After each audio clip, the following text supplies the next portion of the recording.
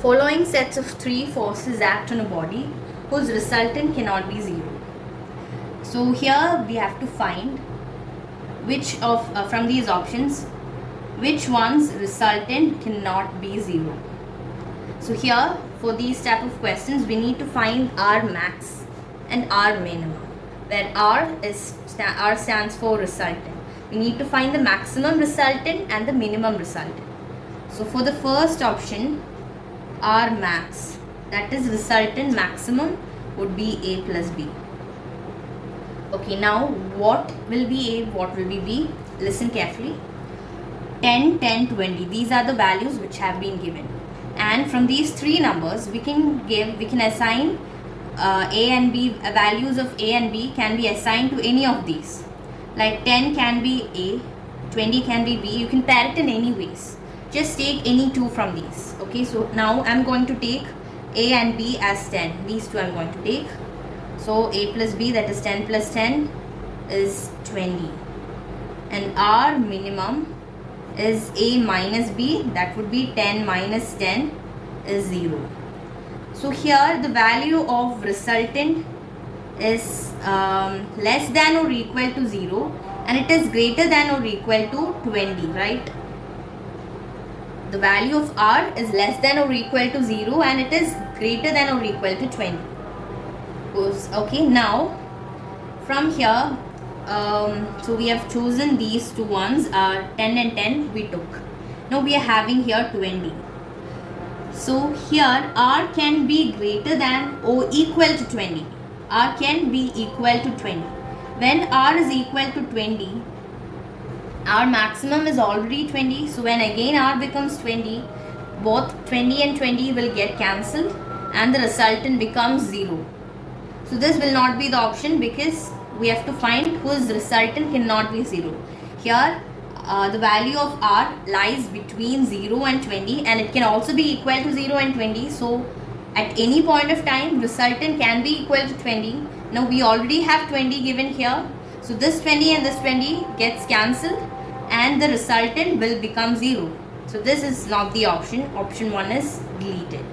Now the second option, all the three values are 10. Same method, R max equals A plus B.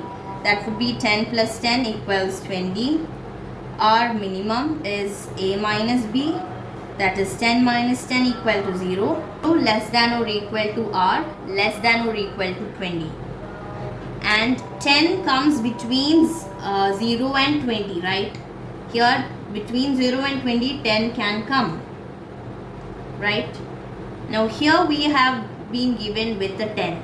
Now this 10 and this 10 will get cancelled, and when this get cancelled again, here resultant will become 0. So we can eliminate this this option too. Now the third option, R max is A plus B equals 20. I'm taking 23 plus 20 this time. Okay, and R minimum is equal to A minus B. Sorry, you have to take a 23 as greater one. 23 minus 20. This would be 43 and this would give you 3. Okay, now it's going to be 3 less than or equal to R less than or equal to 43. So the value of R is less than or equal to 3, is greater than or equal to 3 and less than or equal to 43. And here we took 23 and 20. These two we took. Now here we are having 10. 10 can come in between. 10 can come between 3 and 43. Right? 10 can come between 3 and 43. So at any point of time, R can have a value equal to 10. And at that point of time where R is 10, that 10 and this 10 gets cancelled. And so here it's going to be 0. Resultant is going to be 0. So this is not the option. Next one, R max equals A plus B. And here I'm taking again 10 plus 20, 30. R minimum equals A minus B. 20 minus 10 equals 10. So 10 less than or equal to R less than or equal to 30. R can have values between 10 and 30. Now here we are having 40. R can have values only between 10 and 30, right? It can, so 40 is not possible here. So resultant is not, cannot be 0 here. Why? Because if the value, if this value 40 was there here, this one and this one will get cancelled and the resultant will become 0. But here the value given here is greater than 10 and 30, right?